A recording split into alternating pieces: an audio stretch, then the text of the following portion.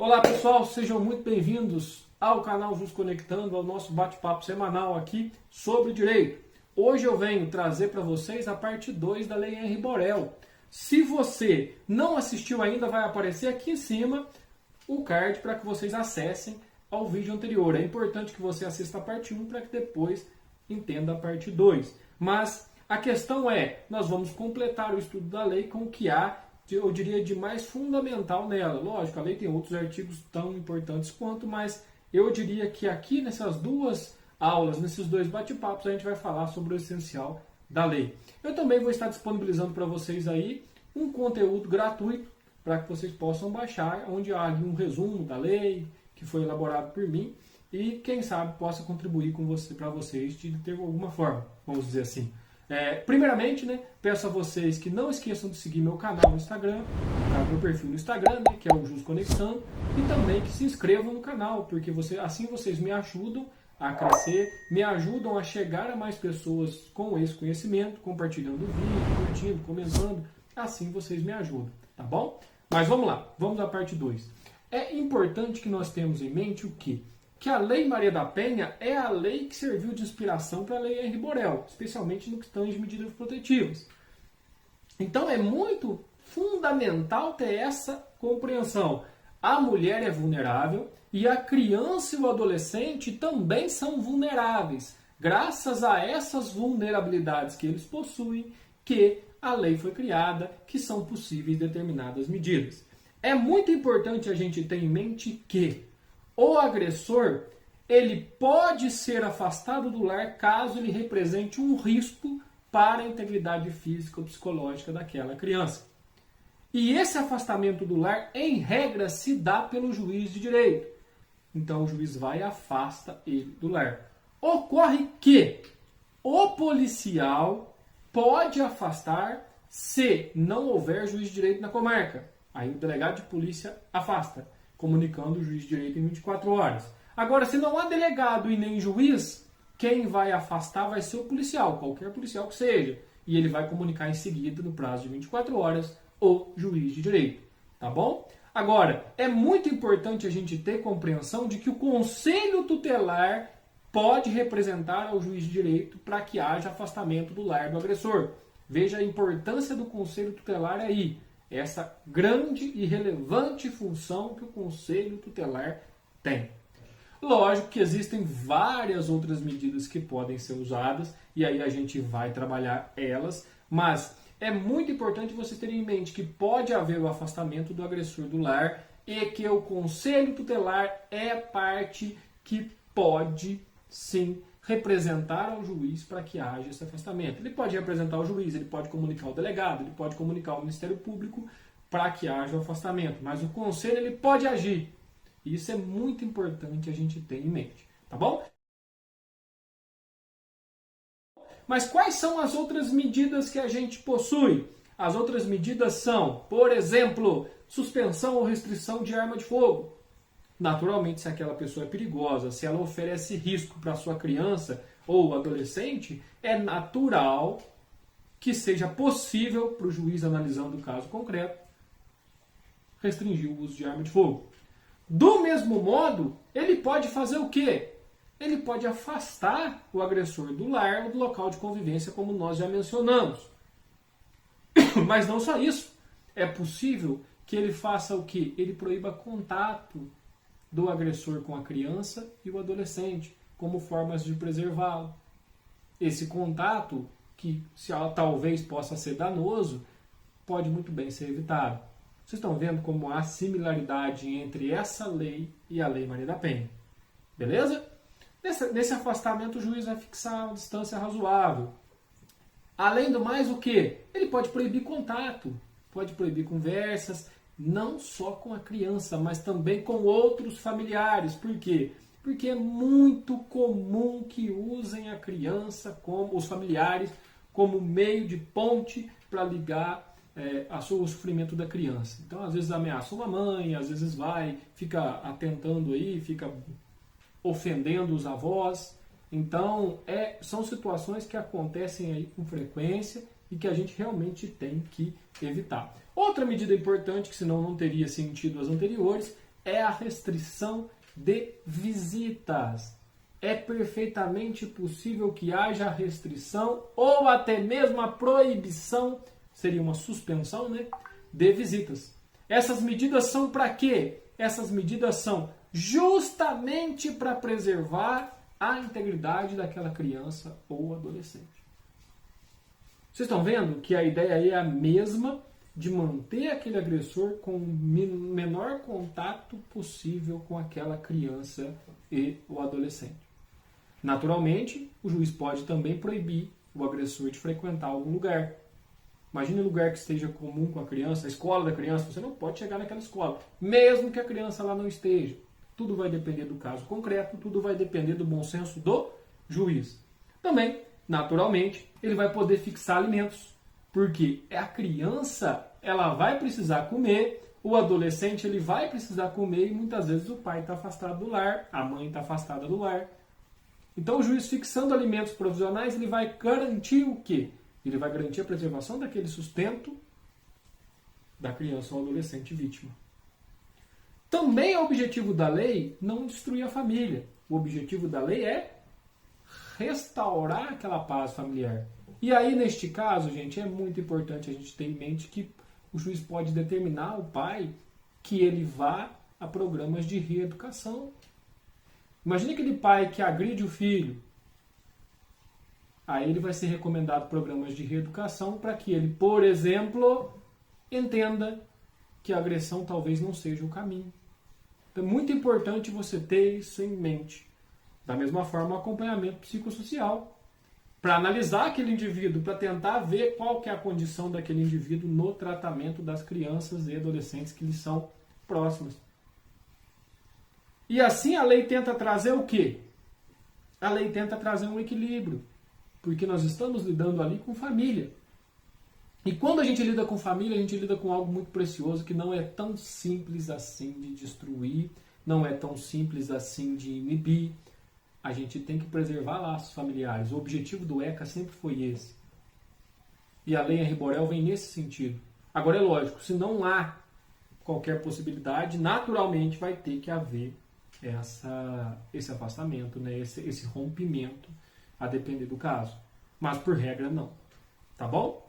Além disso, gente, tá lá no artigo 20.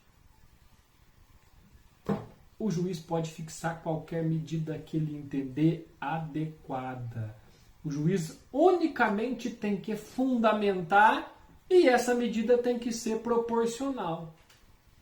Afinal de contas, a lei não consegue prever todas as possibilidades que nós temos de violação a direitos, nem consegue prever também todas as possibilidades que nós temos de riscos a que a criança está submetida. Cada caso é um caso. Então é possível que o juiz vá lá e invente, crie determinada medida protetiva, porque ele acha que é razoável e fundamental para preservar a criança e o adolescente. Então a lei dá essa margem. Isso é muito importante. Muito, muito importante. Lógico, gente, o juiz tem poder requisitório. Ele pode muito bem requisitar força policial para fazer valer medida protetiva. Afinal de contas, a força policial é o braço armado do Estado que está ali para quê? Está ali para viabilizar o exercício dos direitos das pessoas. Então, talvez seja necessário requisitar a força policial e o juiz pode muito bem fazê-lo, tá bom? Mas quem pode pedir a aplicação de medida protetiva, gente? Já que ela é aplicada apenas pelo juiz? Conselho tutelar, responsável pela criança, você, pai, mãe, que vê o direito dos seus filhos serem violados, você pode sim requerer medida protetiva em favor do seu filho. Se você tem um pai agressor, se você tem uma mãe agressora, você outro titular ali, você pode requerer em favor do seu filho. Também o delegado de polícia, conselho tutelar, que eu não lembro se eu falei, acho que foi o primeiro que eu falei, e o Ministério Público. Então a gente tem uma gama de autoridades, uma gama de órgãos que pode e devem agir para preservar o interesse das crianças. Tá bom? Outra medida muito importante da Lei Henri Borel é o quê? Se o pai com a mãe não forem os responsáveis pelaquela agressão, não foram eles que praticaram o ato, eles devem, na verdade, nem podem, eles devem ser comunicados de todo o andamento processual relativo ao agressor, especialmente se tratando de prisão e soltura. Por que essa comunicação é necessária? Para que o pai e a mãe não sejam pegos de surpresa. Isso é muito importante. Imagine que aquela situação em que o agressor está preso, a mãe e o pai estão tranquilo, ou o pai está tranquilo, e de repente, do nada, ele encontra aquela pessoa na rua, gerando uma situação de desconforto. A ideia da lei é justamente evitar esse tipo de situação. Tá bom? Da mesma forma, o advogado da pessoa e a defensoria pública devem ser comunicadas. Outra medida, exemplo do que acontece na Areia Maria da Penha, que é uma medida interessantíssima, é a criação de banco de dados em que vão ficar registradas as medidas protetivas que foram aplicadas. Fica muito mais fácil para as autoridades dar cumprimento, especialmente em relação ao crime de violação de medida protetiva. Por quê? A gente vai ver lá na frente que para prender alguém por violação de medida protetiva, o delegado de polícia deve saber se ele foi intimado daquela medida protetiva, se aquela medida protetiva abrange tudo aquilo. Então esse banco de dados ele é fundamental para viabilizar a preservação dos direitos daquela pessoa, daquela criança ou adolescente. O Ministério Público, gente, ele tem uma gama de atribuições enormes e que são fundamentais para a proteção da criança. Ele deve velar pela educação, saúde, assistência social. Ele pode fazer o quê? Ele pode requisitar a prestação desses serviços públicos e também requisitar força policial. Afinal de contas, o Ministério Público está ali para proteger também aquela criança e adolescente em vários dos seus aspectos, ainda assim em casos de violência doméstica e familiar. Não é diferente o Conselho Tutelar, órgão fundamental. No meu dia a dia como delegado, eu arrisco dizer que o Conselho Tutelar exerce uma função primordial à preservação das crianças e adolescentes. É coisa que não teria como a gente sobreviver sem. Só que a Lei Henri Borel, ela traz uns contornos novos e importantes ao Conselho Tutelar. Ela faz o quê? Ela traz a possibilidade de representação por medida protetiva, como eu já disse. Isso é uma novidade, embora já houvesse na prática, mas isso é uma novidade. E além disso, a gente tem o quê? A gente tem ampliação de competência do Conselho Tutelar, está lá no artigo 136 do ECA, que vai aparecer para vocês. A gente tem essa ampliação que possibilita ao Conselho Tutelar uma atuação muito mais eficaz.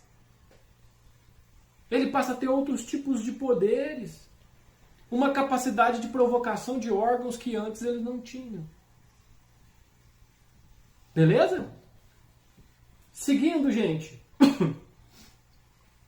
a gente coloca também um incentivo grande na Lei Henri Borel, a denúncia. Inclusive fazendo o quê? Colocando uma tipificação para aquela pessoa que sabe que a criança ou adolescente é vítima de violência doméstica familiar e não denuncia a autoridade, que vai ser o artigo 26 que a gente vai estudar. Então vejam que é muito interessante essa compreensão que a gente passa a ter. A gente tem agora, lá no Disque 100, a Ouvidoria dos Direitos Humanos, a pessoa pode representar ali, a pessoa pode procurar diretamente a autoridade policial ou o próprio Conselho Tutelar. Se ela não fizer, ela vai responder pela omissão. Perfeito? Lembre-se, o poder público ele tem o dever de apurar esses casos, inclusive podendo colocar o denunciante no programa de proteção às testemunhas. É uma outra novidade. Lógico que na prática é bem mais complicado, mas é uma possibilidade. Pessoal, a Lei Henri Borel trouxe 2 crimes que são importantes e que a gente vai estudar. O primeiro deles é o crime de descumprimento de medida protetiva. É um exemplo idêntico ao que a gente já tem na Lei Maria da Penha. O que acontece? O juiz defere a medida protetiva em favor daquela criança ou adolescente, mas mesmo com o deferimento da medida protetiva, aquela pessoa vai descumprir. Aquele titular vai e desrespeita a ordem judicial. Neste caso, nós temos a possibilidade de aplicação do artigo 25 da Lei Henri Borel. Artigo 25 vai aparecer para vocês. Descumprir decisão judicial que defere medida protetiva de urgência prevista nessa lei. Pena: detenção de 3 meses a 2 anos. Lembrando que ainda assim cabe flagrante porque a Lei Henri Borel afasta a lei dos juizados. Então não é possível a aplicação da lei dos juizados especiais em crimes contra criança ou adolescente. Não dá para ser TCO. Perfeito, gente? Então vamos ter em mente o quê? Essa medida protetiva abrange medida protetiva aplicada pelo delegado, aquela de afastamento do lar quando não tem juiz, ou pelo policial? Não. Deve ser uma decisão judicial. Lembrando que não basta o descumprimento da medida protetiva. O agressor deve ter sido intimado daquela medida protetiva, então ele deve saber que ele não tem que cumprir, até porque não tem como eu respeitar algo que eu ainda não sei. Então ele tem que saber que existe uma medida protetiva e ele tem que ter ciência daquele conteúdo. Se ele não foi intimado ainda, o juiz deferiu a medida protetiva e ele não foi intimado, não há crime. Não há crime. Ele vai responder naturalmente pela agressão, se houver uma agressão, mas se não houver, não há crime. Então, gente, o delegado de polícia ele tem que ter essa medida protetiva em mão, por isso o banco de dados. E ele tem que ter ciência que a pessoa foi intimada. Afinal de contas, para prender alguém em flagrante, você precisa saber que ela tinha consciência do que ela fazia, que ela praticou um crime. Tá bom? Esse crime só pode ser praticado na forma dolosa. Eu não posso praticar uma violação de medida protetiva culposa. Imagine a situação em que eu estou, vamos dizer, estou dirigindo meu veículo e acabei por não observar quem estava andando pela rua, de repente eu encontro a menina, minha filha, que tem uma medida protetiva em seu favor. Mas eu não fui ali para violar a medida, foi uma casualidade. Eu estou em um evento e a menina chega no evento. Eu não violei. Então eu tenho que ter uma vontade. Lembrando que é um crime formal. Então basta a violação. Só que ela tem que ser dolosa. Ah, mas admite forma omissiva? Um deixar de fazer pode violar a medida protetiva? Pode. Uma pensão alimentícia não paga, por exemplo, pode implicar em violação de medida protetiva. Olha que legal. Pessoal, é muito importante a gente ter em mente outra coisa aqui, que é o quê? A vítima do crime de violação de medida protetiva não é a criança, mas sim a administração da justiça. Porque o pessoal confunde muito isso quando fala de Maria da Penha. E outra, tenham em mente, justamente por isso, se a vítima, imagina que os representantes legais da criança, ou a própria criança fala, papai, vem aqui, fica comigo, e eu tenho uma medida protetiva em meu desfavor, quando eu vou lá, eu pratico o crime da mesma forma. Então o consentimento do ofendido não afasta a ilicitude, porque a vítima é a administração da justiça. Olha que legal. Isso é muito importante. Lembrando que qualquer de nós pode praticar esse crime desde que haja uma medida protetiva contra a gente. Logo, ele é um crime próprio, demanda determinada característica. Ali, gente, o cerne da questão é o descumprir a decisão judicial. E justamente por ser descumprir a decisão judicial, a justiça é a vítima, a administração da justiça é a vítima. E, além disso, o crime é de ação incondicionada. Não depende de representação. As autoridades, ao tomarem conhecimento, devem agir de ofício, por conta própria. No parágrafo 1º fala o quê? A configuração do crime independe da competência civil ou criminal do juiz que deferiu a medida. Vai aparecer para vocês. Beleza. Não importa se essa medida veio de um juízo civil, ainda assim é uma medida protetiva. Assim como na Lei Maria da Penha, no parágrafo 2º vem escrito: na hipótese de prisão em flagrante, apenas a autoridade judicial, ou seja, o juiz, poderá conceder fiança. Isso é ótimo, porque se fosse considerar apenas a pena, que é menor que 4 anos, o delegado de polícia também poderia fixar fiança. Mas qual seria o sentido disso? Até mesmo porque o delegado de polícia não teve sua decisão violada, foi a decisão da justiça. Nada melhor que a própria justiça decida se cabe ou não fiança. Beleza, pessoal? Olha o parágrafo 3º. Ele fala o quê? Que a prática deste crime não exclui outras sanções. Agora, ele vai responder pelo crime de desobediência? Não, porque é um crime específico, o princípio da especialidade. Aquele que viola a medida protetiva pela lei Henri Borel responde pelo crime de violação de medida protetiva. Vamos lá. Falando agora sobre um novo crime, que é o artigo 26 da lei Henri Borel.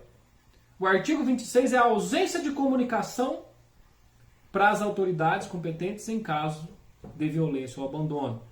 É muito importante. Por que, gente, que é muito importante? Porque a lei Henri Borel trouxe responsabilidades para todos nós. Qualquer pessoa tem o dever, olha que legal, ela tem o dever de comunicar às autoridades competentes para que tomem providências em casos de violência doméstica e familiar contra a criança. Olha o que diz o artigo 26. Deixar de comunicar à autoridade pública a prática de violência, de tratamento cruel ou degradante, ou de formas violentas de educação, correção, disciplina contra a criança ou adolescente, ou abandono de incapaz. Pena, detenção de 6 meses a 3 anos. Olha que situação! Então, se você presencia aquele seu vizinho agredindo o seu filho, o filho dele, né, no caso, agredindo o filho, aquelas agressões aos adolescentes, aquelas violações, você tem o dever de comunicar à autoridade competente. Se você não comunica, você pratica este crime e responde por ele. Crime que tem uma pena de 6 meses a 3 anos. Então, uma pena razoável. Ele traz uma obrigação a todos e é um crime puramente omissivo. Olha que legal. Lógico, você só pode praticar esse crime dolosamente. Se você, por exemplo, não sabia que havia agressões, você não pratica o crime, mas ele é um crime formal. A partir do momento em que você deixa de comunicar, você já responde por aquele crime. E a vítima, neste caso, é a criança e o adolescente, aquele que sofre violência familiar. A sua omissão é similar ao crime de omissão de socorro. A sua omissão acabou causando um prejuízo para aquela criança. Ele é um crime comum, qualquer de nós pode praticar esse crime. Por que qualquer de nós, Juliano? Por uma razão muito simples.